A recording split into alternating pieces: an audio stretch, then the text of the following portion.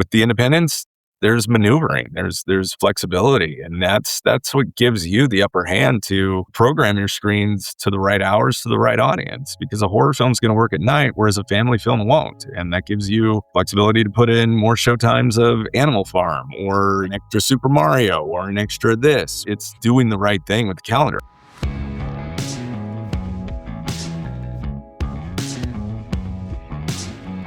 This is the Box Office Podcast. I'm Daniel Loria, the editorial director of Box Office Pro, the pulse of theatrical exhibition. And in this week's episode, we are joined by Joe Garel from Western Film Services, a film booking and distribution company. He will be joining us to talk all about his new upcoming release, Corporate Retreat, which is now taking bookings. You can find out more information on that title over at westernfilmservices.com. If you remember at CinemaCon a couple of weeks ago, there was a really cool immersive marketing campaign with some folks in costume to represent the movie, to help promote it. That interview is coming up in the second half of this episode. But before we get there, I am joined once again by my colleagues and co-hosts, Chad Kennerk and Rebecca Pahle from Box Office Pro. A lot to go over today, guys, and I still haven't seen Mortal Kombat 2. I'm going to see that over the weekend in 4DX at Times Square here at the Regal in New York City. Let's go into the box office numbers from last weekend, guys, because we had a fantastic $77 million debut here domestically from The Devil Wears Prada 2, but we have to call ourselves out here. That was still far away from the forecast that we gave you guys in our tracking. We were expecting this to be much bigger than the numbers. And to be fair to the title, that's still an incredibly good number. It's our forecast that was way off. Nothing about the title fell short. We fell short for you guys as we're tracking this industry. We heard from several different exhibitors nationally that this thing was doing gangbusters. And instead of looking at the big picture, we overplayed our hand with regional performance, where this movie really did play like a $100 million plus performer. But it was a movie that overperformed in pockets and underperformed in some other crucial areas, resulting in a $77 million weekend that no one is going to complain about. And Everyone's happy with. I'm just thinking, reflecting what you said, I think in last week's episode, that this is a very female-driven franchise, and female audiences do not tend to be opening weekend audiences. I intend to see the film. Did I see it opening weekend? No. So, I mean, it always happens with female audiences. Always. Yeah. You've seen it. Come up with any example from the last 3-4 years. Never an opening weekend and it's not play. A bad thing. Yeah. The Housemaid. I'm in favor more of consistency or a consistent, upswing rather than something like a I don't know, just picking one out of the Fantastic Four First Steps or something that does super well on the opening weekend and then just kind of drops. Just sinks after that. No, but we have to own up to it. It was a fantastic opening weekend. The only negative thing there is on us. We thought this would do much higher. It did perform like a $100 million plus title for several circuits around the country. I can confirm that. Their numbers were out of this world, but it wasn't something that was happening at a national level, and we oversold that to you guys. So we'll take accountability for that. But elsewhere with the top four, we were actually right in range. We expected Michael to have its first hold at $55 million. It ended up doing 54. We called out a $12.5 million hold for Super Mario Galaxy. It ended up doing 12.1. And we said that Project Hail Mary would do 8.5. We were right on the nose with it. So in terms of our forecasting panel, we're doing quite well. But when we have a big slip up like we had last week, we got to own up to it. The number one movie, all credit to it. It was our numbers that were off. And nothing else we can do but, like the Mets and the Phillies right now, just suit up and come at it tomorrow with a better result. And let's go over some of those actual figures for this title, guys, that did really strong showings in different parts of the country. We had a 49% demographic share to Caucasian audiences, meaning 51% of that opening weekend were people of color. 26% Hispanic, 12% African American, 8% Asian, 5% Native American. when you look at this share, you look at what these minority audiences are doing in terms of filling up your theaters, and they're over-indexing, especially in a movie like this. No surprise that 76% of that opening weekend audience for The Devil Wears Prada 2 was female. And as Rebecca was saying a second ago, female audiences have shown over the last couple of years, it's not an opening weekend crowd. They're going to show up. It's going to be a very good multiple. It doesn't have to come in the first 3 days of release. And if we look at these age demos here, a very interesting result with 49% of the opening weekend audience being between ages 25 and 44. That's people, especially in that 35 to 44 range, which ended up being 21% of the audience, that already had a connection watching the first that's peak, title. Peak. So it's peak. We have I've watched The Devil Wears Prada on TV 18,000 times. Yes. Very strong results here. And we expect a very good run for the title in the coming weeks. And Chad, that Devil Wears Prada 2 popcorn bucket / designer bag, that thing flew off the shelves at AMC. Yeah, AMC's limited edition handbag popcorn bucket. It sold out on Thursday, and to meet the demand, AMC is actually offering guests who missed that opportunity, they can go on the shop and pre-order. They're going to do another run of it. So while supplies last. Yeah, I imagine you better if you want to pre-order that. You probably should get on that now. Yeah, they're going to go on eBay for the price of a real bag before you know it. So really strong results here. We think it's going to be another fantastic weekend coming up in this frame, and a number of updates here to our forecasting, because right now for opening weekend for Mortal Kombat 2, because of the strength in both Michael and The Devil Wears Prada 2, I'm not that sure that Mortal Kombat 2 is going to be able to take as high a share of its opening weekend as we were expecting in the last couple of weeks. Right now, our forecasting for the title is dropping slightly. I think we're expecting somewhere in the $40 million range, maybe slightly above that, maybe mid-40s for Mortal Kombat 2. But this is a title that, had it met its original October release date, probably would have opened a lot higher with no competition whatsoever. A dating slip up here, Mortal Kombat 2 now fighting for screens against the holdovers from Prada 2 and the holdovers from Michael. I'm going to be there for opening weekend. I know Rebecca and Chad are as well. I can't wait to see it, but that's a big reasoning on why we're adjusting that forecast slightly for Mortal Kombat 2. And moving on from this weekend, things are going to be really interesting. Of course, we've got the blockbuster of The Mandalorian and Grogu opening over Memorial Day weekend, but a number of specialty titles that I think are going to play an important role. You've got Is God Is and Obsession from Amazon MGM and Focus Features, respectively. And then on that weekend of the 22nd, competing against Mandalorian and Grogu, there are a couple of titles that are reflective of what we like about this industry. On the one hand, you've got Corporate Retreat, and we'll be talking a lot more about that title in the feature part of this episode with Joe Garel shortly.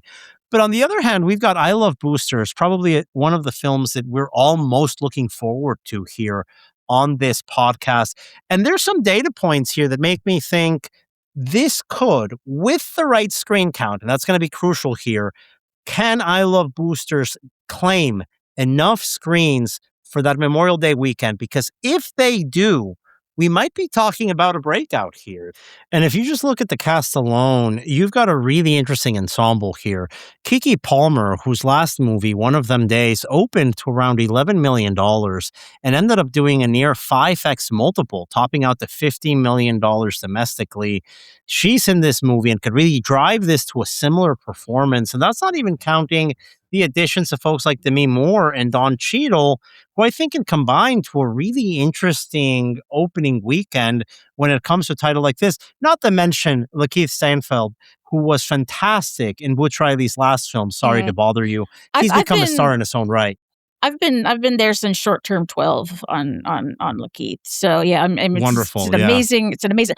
I want a Boots Riley hat popcorn bucket, but I might just have to get a hat and put a plastic bag in it and eat popcorn out of that. But that could be a stylish, workaround if there's no planned popcorn bucket for Boosters. Bring a really cool hat and just dump your popcorn in there. Won't be as cool as Boots' hats as we saw from CinemaCon. But that's another factor here. And it's because Boots Riley is a name now in a And way he's that he wasn't back in 2018 when Sorry to Bother You exploded onto the scene. and This he's is a putting in the guy work. He's that's putting in the earned it. work. Yeah. He's establishing momentum, and I think specifically positioning this film as something to be seen with other people, as it's a group friend communal experience. I completely agree. And it's really hard to compare how this is going to open up against Sorry to Bother You back in 2018. I think everything that we talk about is to the film's favor when you compare it to Sorry to Bother You, right? Sorry to Bother You came out like in the heat of summer, like in July. It came out July 4th weekend. I mean, it was a really competitive spot in the same way that right now Boots is fighting Star Wars single-handedly, right? So if you look at that July 4th weekend release of Sorry to Bother You, it was kind of platform, right? It kind of had to prove itself to get screens. It was a ramp up, and it eventually ended up hitting more than $17 million in domestic box office.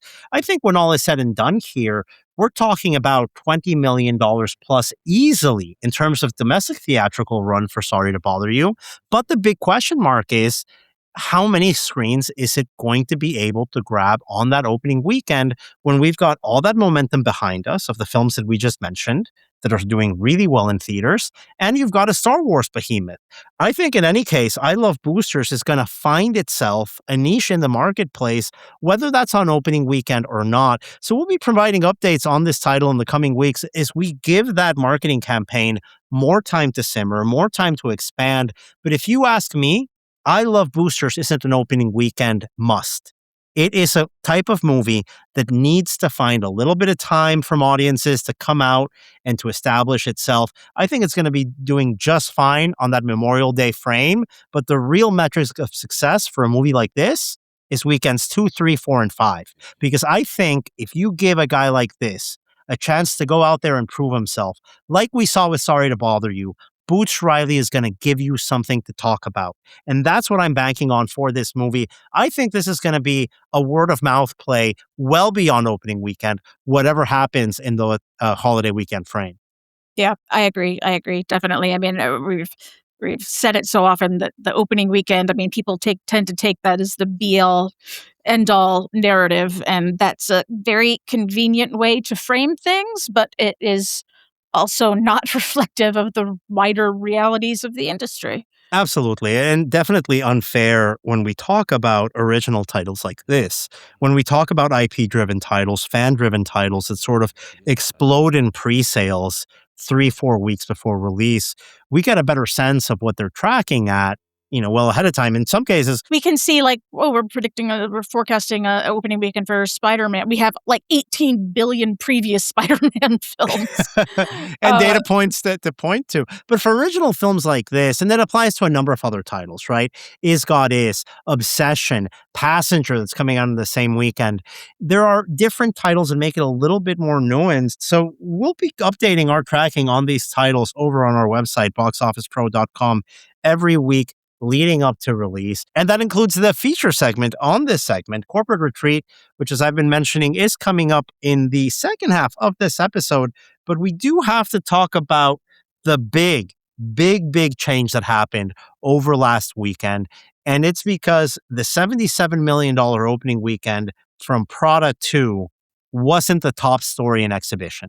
The top story is that it finally happened.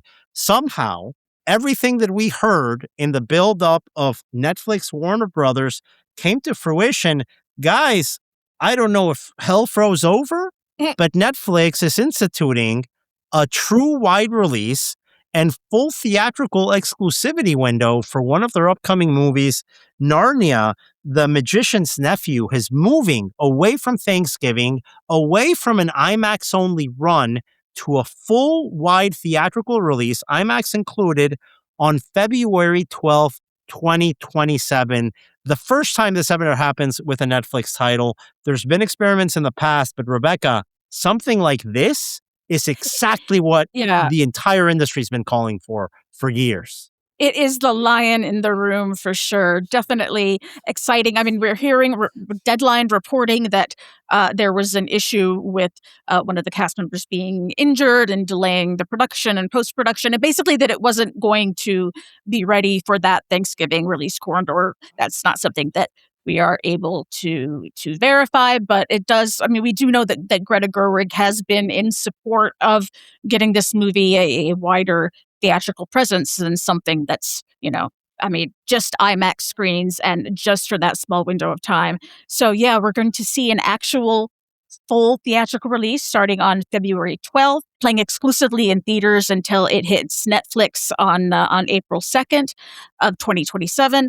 I'm a little curious as to how the February release date is going to shake out for this, just because there are exceptions. There are films that break out in February. I'm thinking like the Deadpool films.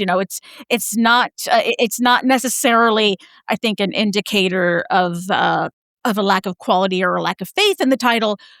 But just seeing a big title like this open in February, it does make me even more curious to see how that release is going to pan out, especially given that they were not even going to really have a release. The knock-on effect here. I mean, I gotta imagine that we're hearing some sighs of relief from the likes of Dune, of Avengers Doomsday, of all those films that were having really, really, really robust competition for those IMAX screens. Well, Narnia there was no contractually competition. obligated. Narnia had them. There was no, and it wasn't. I mean, it was set in stone. Dune Part 3 was going to get him on December 18. Mhm. Disney was not going to get a single one of them for Avengers that's- Doomsday. And then magically we had that Infinity Vision coincidentally get dropped shortly after that news comes out. Mm. But no, for that Thanksgiving corridor, it was written in stone. It was Yeah. going to this Narnia thing, in and out, and then they were going to hit Dune Part 3 in December. I don't think, by the way, that this means that either Dune or Avengers moves up. I don't think that happens. And if No. one were to move out, I'd actually say it's more likely for Avengers to do so, but I'm not at all convinced that's going to be the case. I think things stay put. And if anything, this is great news for Lionsgate because this is going to open up those screens for Hunger Games. That Sunrise on the Reaping movie that's coming out on November 20th. Maybe you get some IMAX screen time for Hexed coming out on the same weekend as Fucker-in-Law. But I don't think it's going to be a big impact on that Thanksgiving frame. Where I think it is a massive benefit is in February. And I've been saying Q1 this 2027. I mean, Q1 next year is looking Q1 great. this year was better than last year, and Q1 next year is going to be better than this year. Next year, we're filling in the gaps that we've had, honestly, since 2021. This is exactly what we've been calling to see from Netflix. Netflix, I would love if they give us 10 to 12 movies a year. That'd be wonderful. I'm not convinced that's going to be the case. And from what I've heard, and I'm not going to name names, but my confident understanding and read of the situation is that this does not mark a change in policy for Netflix. This does not mean that all Netflix movies will follow this model. I think this is a one-off and sort of let's see what happens. It's how Netflix treats, an Alfonso Cuarón movie or a Scorsese movie. It's all kind of tailored case by case with the movie and the filmmakers in question. In a sense that neither Cuarón or Scorsese nor Del Toro have ever gotten a release the way that Gerwig is getting. Well, they never like made this. anything that made so much money as Barbie. So That's a good point.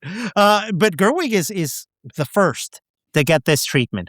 And I think it's going to be a very special case for Netflix to get more data. And we've seen them experiment. We've seen them give out 30-day exclusivity windows. We've seen them go fully wide with an event cinema style release with K-pop Demon Hunters last year. We saw the Glass Onion experiment, which I don't think was kind of like a half attempt at releasing something wide. It wasn't a full commitment. They're pulling out all the stops now. This is a true 49-day exclusivity window only in theaters with a full marketing campaign behind it for a theatrical run. And it's coming in a point in a calendar where we need it. And where this is important, guys, is Netflix doesn't have to become the next major studio. All we really need from them, all they need to do to play a massively important role in exhibition is to come in 4 maybe 6 times a year during quiet periods in the calendar with a movie that is clearly going to outperform everything else. That was the opportunity in October with Frankenstein, which I've been saying was a total missed opportunity. You open that wide with a real window, it cleans up that October box office. It might even nab an extra Academy Award as a result of it. And that's exactly what they're doing with Narnia.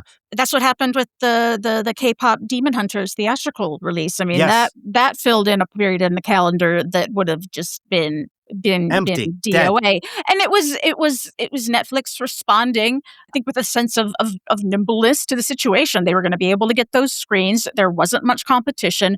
We have a huge cultural phenomenon here.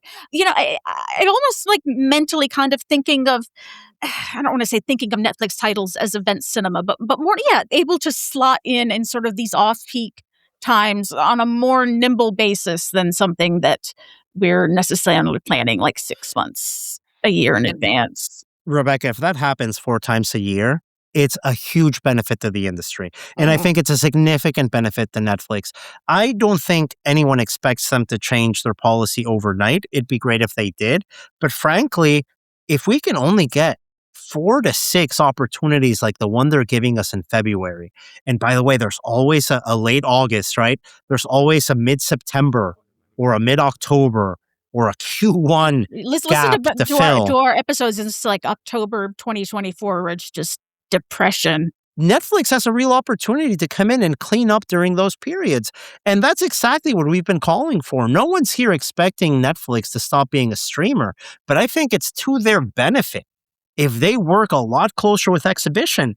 And if we can see 4 to 6 of these releases in the future, I think everybody would be ecstatic. And it starts in February. What I'm going to tell exhibition right now is the same way that we haven't been shy about criticizing this company on this podcast or in our publication.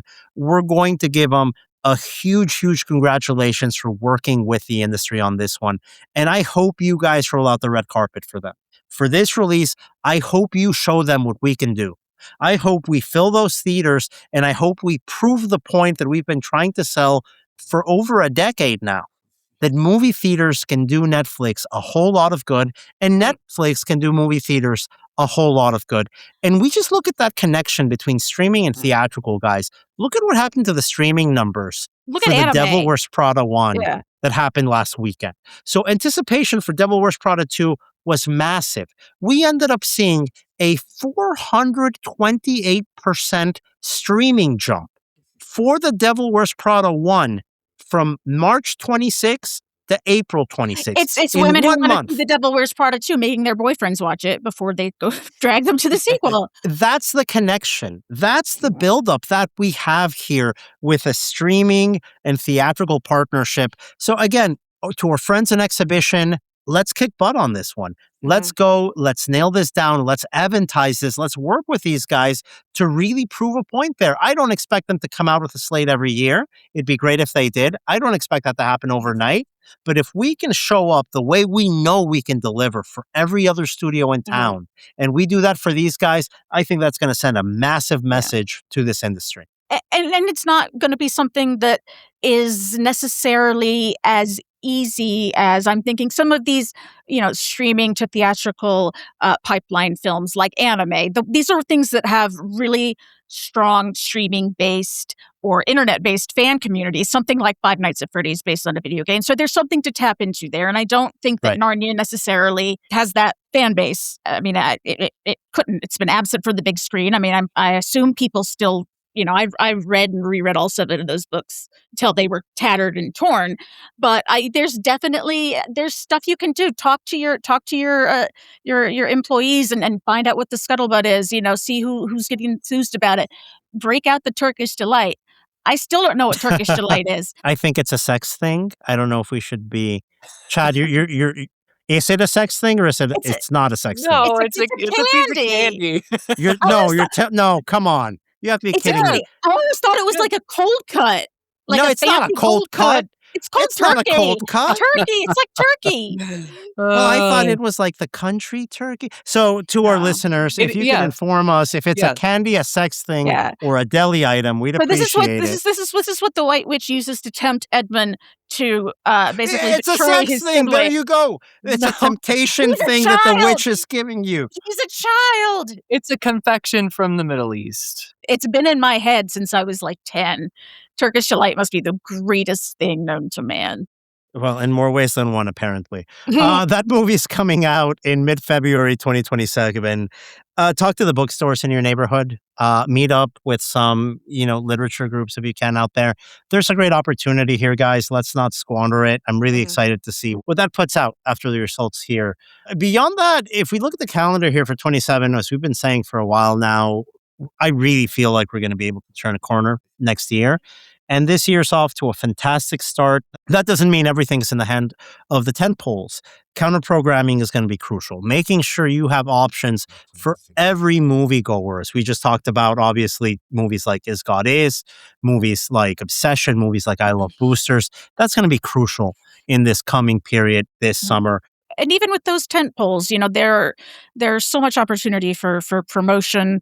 I feel like we have the days of just posting studio clips to your social media account and calling it a day. Those days are gone. Those are gone. Thank God. It's time to be creative. It's time to think outside of the box. And that's what I love about this movie coming out on May 22nd from Western Film Services, Corporate Retreat.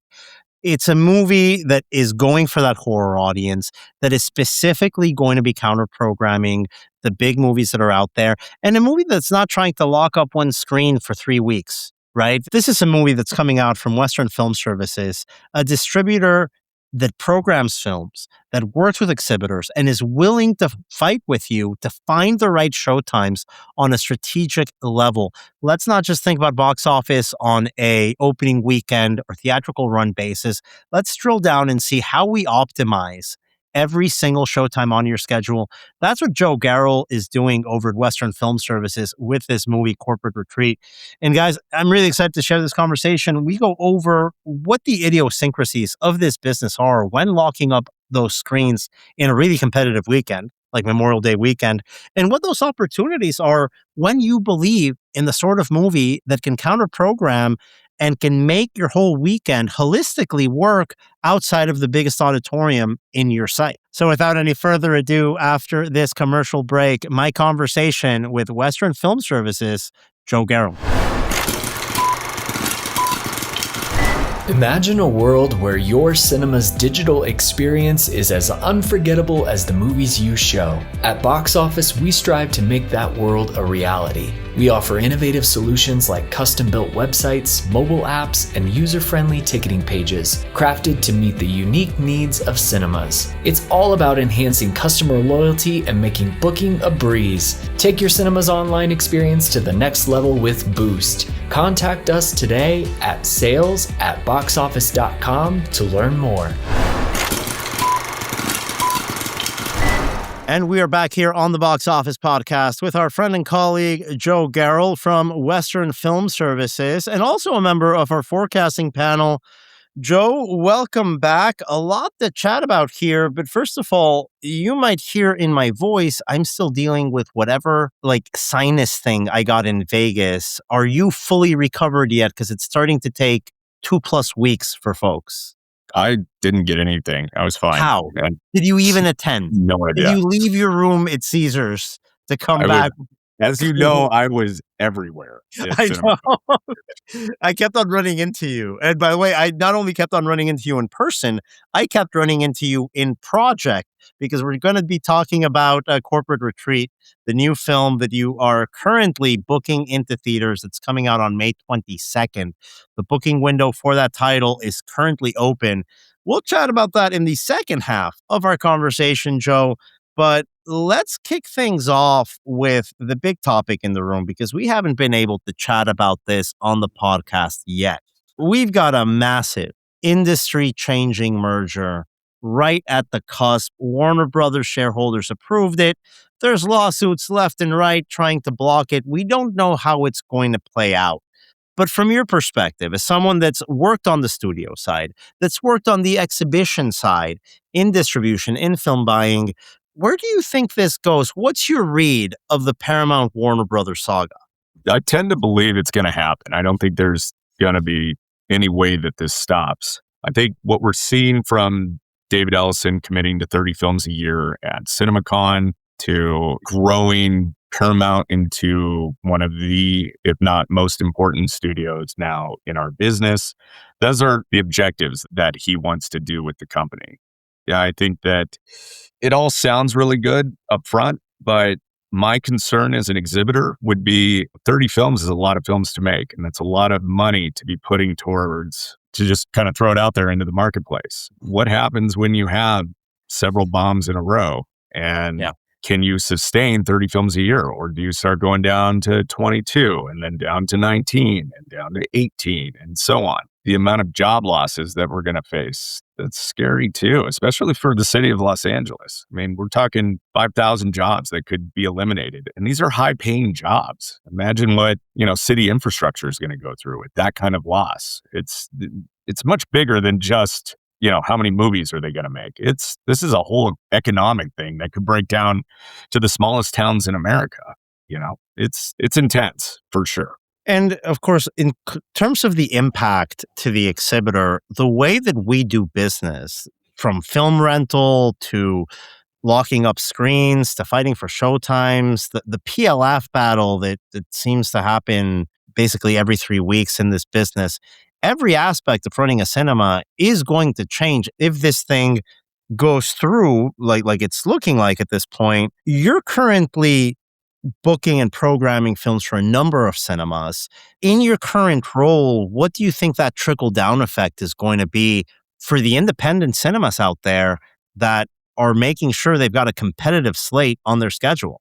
Right now, the rest of this year looks really solid. We're looking at it right now, a big film every 2 weeks, if not every week in summertime and at Christmas. We're seeing like openings and slots where you have weeks with no releases at all. And the little guys or the independents are trying to fill those voids. And I think there's real opportunity in our industry for that. From what you're asking, it's just going to create higher costs. I think films themselves are going to become more expensive. They've already been going up, since COVID. We've had less and less product, and suddenly terms are going up. And minimum per caps or they're being not flexible. And we're in a cost conscious economy right now where people are cutting, entertainment dollars first. And we're priced very, very high to go to the, for entertainment. Now, obviously the argument to that as well, we're the cheapest form of entertainment out there, but we're not at a level where people just go to the movies because it's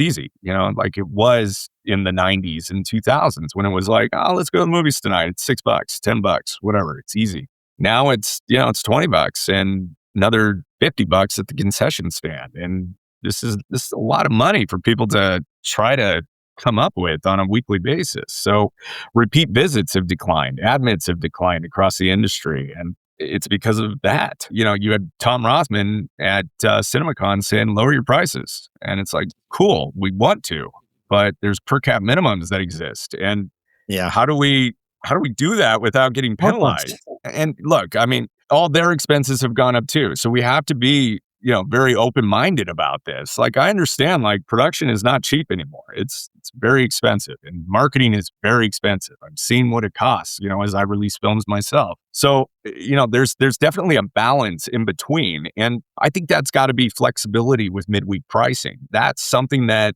exhibitors can look at and say, we'll charge the premium for Thursday night, Friday, Saturday, and Sunday, but that's when people are, off work and going to the movies. But midweek, we don't need to be charging what we are. There could be $5 to $8 ticket prices and incentives for people to come in to go to the movies. And that's where, with less of the majors product coming in, that gives us kind of the opportunity to lean into the independents that are bringing product to the marketplace, like myself. It's like the independents aren't going to squish you on, a lower ticket price or a buy one, get one free offer or a flexibility with your show times. And it gives you the ability to kind of navigate these waters and bring in audiences that don't just want to see the big titles. They want to see all these obscure little titles that are coming in, That's kind of how we have to look at our industry going forward is how do we program each time effectively to maximize occupancy?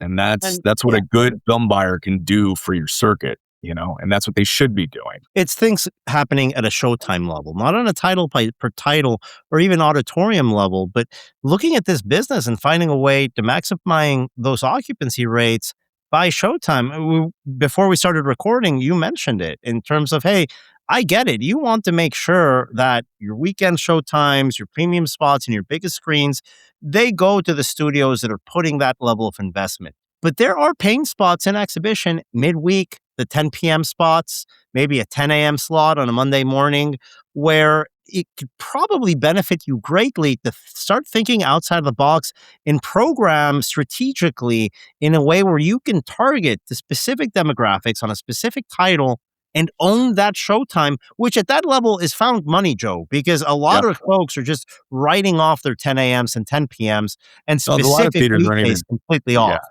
A lot of theaters aren't even opening until 2:00 in the afternoon at this point on weekdays. And if you're paying rent on those buildings, you should be opening and maximizing, how do we bring in people for that? And kids camps during the summer. You have church groups that want to come in. You have the alternative content stuff, the K-pop stuff is bringing in people at like 9 and 10 o'clock at night on a Wednesday. I'm releasing in Hype It, Immersion in Cinema on May 13th. It's a Wednesday night, and the 8 and 9 o'clock showtimes are probably going to sell out. Like, that's great. That's what we're seeing. You have Fathom bringing in the amazing digital circus, The Last Act. That's selling really well right now. It's like the pre-sales on that has been fantastic, and that's an example of this, right? Find these niche audiences and don't tell them you're niche. Tell them at this point in time on this date, you're my mainstream. You're my complete focus. Yeah, you're funneling the audience to go to the showtimes that you want them to.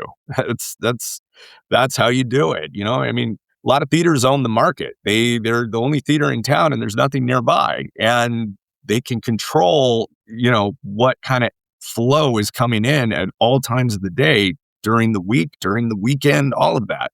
But it's having buyer that really has their finger on the pulse of what's going on with independent cinema, because we're in this like weird world where everything's kind of transitioning to the new world, right? And we're still dealing with the old ways. The old ways are, well, I got to play this because everybody else is playing it. And it's like the outliers are the ones that are succeeding, the ones that are thinking outside the box. They're the ones that are making, substantial revenue that their competitors aren't when they start thinking outside the box. I mean, the movie Bendito Cortisone came out. And it was like, okay, I've got, a Hispanic audience. I know that I can sell this. And, I reached out with one of my clients, and we talked to the church groups in the area, and we told them the movie's coming. We said, look, this is perfect for your audience. It's Spanish. It's all of that. And we ended up with the 5th highest gross in the country in a theater that's like, a neighborhood cinema. And it's because we put the extra effort into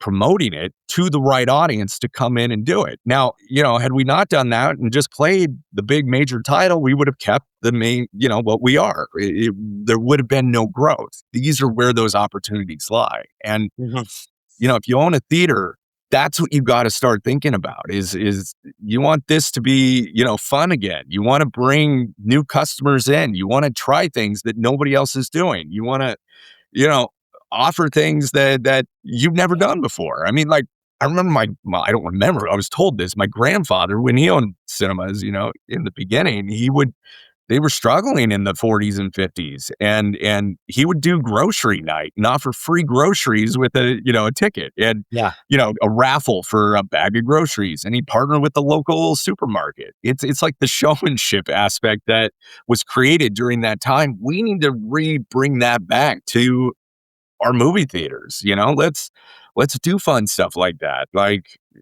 I mean, anything from having your cast dress up as the movie to, making it an event, making it an experience that gets people out of their houses, you know? I want to focus a little bit more here on the independent part of the conversation, because it's not just independence when we talk about cinemas, it's also working with independents on the distribution side. And this is where I think your upcoming film comes in. And anybody that attended CinemaCon, as soon as you went up those escalators, you were greeted by people that looked like they had a rough night out in Vegas.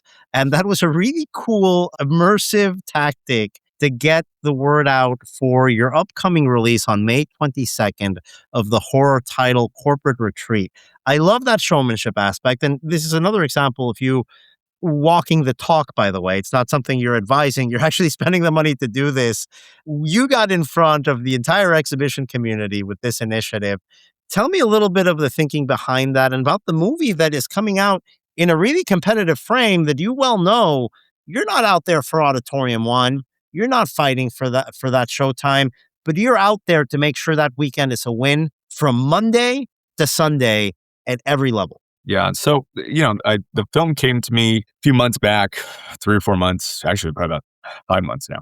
And, the producer behind it, he makes good movies. He makes big movies, and he's got substantial funding behind him. And this film was, a kind of a passion project of these guys. And I watched it and I was like, oh, it's commercial. It stars Alan Ruck. It's got Kirby Johnson, and it's got Odea Rush. And it's a younger, audience. I think females probably over the age of, 16 to 35 are going to love this film. It's over the top. It's comedic horror. It's all of those elements that go into it. So I was looking at why we would put it on May 22nd. And it was, well, Star Wars is great, but Star Wars doesn't need 10 showtimes at 10 o'clock p.m. on Sunday night. And it doesn't need it on, Friday at, when you look at percentage capacities, you'll see, like, you want to try to fill these with other options. And this is what I was thinking, counter programming, let's get them in the door. Now, we have a very motivated cast. Kirby Johnson has 4 million plus followers online that are dedicated. I mean, the trailer itself and all the online social media has had over 72 million plus social media views. Like, it's the movie's out there. It's on top lists to go watch for horror films. It's like over 200 letterbox lists are saying go see this in May, whatnot. We did a post on AMC theaters. I think yesterday. It had like 200 likes in a minute or something like that. I was like, okay, cool. This is fun. And there is an audience for it. And we just, are doing everything we can. And when I came up with the idea of, well, how do we separate ourselves from the other independents that are out there? I looked at CinemaCon and thought, CinemaCon's been the same thing every single year for the last, 25 years that I've been attending. It hasn't really changed a whole lot. And I was like, let's bring some of the, fun stuff that you see at like Comic-Con and all of that. And let's incorporate some showmanship to try to, get managers excited about thinking outside the box and doing something fun. So, we went to Cinema United and we talked with them about what we wanted to do, and they were on board. And, we worked with them hand in hand on what we could accomplish and what our goals were. And, we ended up being one of the top sponsors of CinemaCon, and we, had the 15 actors walking around and, we gave them scripts to be like, my boss did this to me, just to be silly and have fun with it. Right. And it was great. We were giving out these free pens that have blood in it, and, everybody was talking about it. And that's the idea of showmanship. Like, you bring that to your theater level, that's what happens. It gets out in the community and people talk about it. And, we have a substantial budget. We're spending, with everybody, and we're doing everything the right way. So that's kind of how it all kind of came together, and it was fun. And that was the whole idea. Like, I just wanted this to be outside fun and get everybody excited about going back to the movies, No, I thought it was a great initiative. And of course, you mentioned the date briefly, May 22nd. The idea here isn't to go toe-to-toe against Star Wars. It's about to make sure that you have every single showtime on an important weekend on the calendar accounted for, that you have every single showtime with the capacity that it deserves. So could you give some examples on how you're working with movie theaters to ensure that you're giving them that flexibility that you spoke about a second ago? Yeah, I mean, look, if you look at the the data on horror films and this particular audience, they don't go to the movies before 5 o'clock at night. Like, why would I need a 10 and a 1 o'clock showtime? That doesn't make sense, you know? So I'm going, look, guys, I want the 5, 8, 11 showtimes or the, 4, 7, 10, like fit it in. It's like 92 minutes long. It's not hard to fit in when you're doing scheduling, but it's the flexibility, and that's what an independent can offer versus a major. Majors are stuck in this, 2 weeks clean mentality. It has to have 5 showtimes a day. No splitting, no doing anything like that. With the independents, there's maneuvering, there's flexibility, and that's what gives you the upper hand to program your screens to the right hours to the right audience, because a horror film is going to work at night, whereas a family film won't. And that gives you flexibility to put in more showtimes of Animal Farm or an extra Super Mario or an extra this. It's doing the right thing with the calendar. I mean, I've been saying this forever, but TV programming, look at how they do it. They put the family stuff in the daytime, and they put the adult stuff at the nighttime. It's same thing with movie theaters. It's just another I channel. think it's something to apply. It's something to look at. And before we head out, I absolutely want to make sure that our listeners have your contact info in case they're interested in working with you and bringing Corporate Retreat as part of that May 22nd strategy that they have right in front of them. They know that their big lift right now is with Disney. They know that's taken care of. Right now, it's making sure you round out every other part of that weekend. How can they get in touch with you? You can always go to my website, westernfilmservices.com. And I've got everything from my blog that I post on a weekly basis, talking about everything that we're doing. It's got ways to get a hold of me, to book the films that I'm releasing, to, if you want me to be your film buyer, I can do that too. I count for 30 plus theaters in America and over 112 screens, and everything from small town singles to, major metropolitans that have multiple screens. And that's how I would get a hold of me, or, just email me, Joe Garel at Western Film Services. Simple enough. Well, Joe, thank you so much for your time. Corporate Retreat is coming out on May 22nd from Western Film Services. Flexible bookings, flexible showtimes, a great strategy to make sure that every single showtime that weekend works for you and your audiences. Joe, thanks for joining us. Thank you. It's been a pleasure. And that was Joe Garel from Western Film Services. To find out more about the company and what they do, go to westernfilmservices.com. Earlier, you heard from my colleagues, Rebecca Pahle and Chad Kennerk. On behalf of all of us here at Box Office Pro, thank you for listening, and we will talk to you again next week.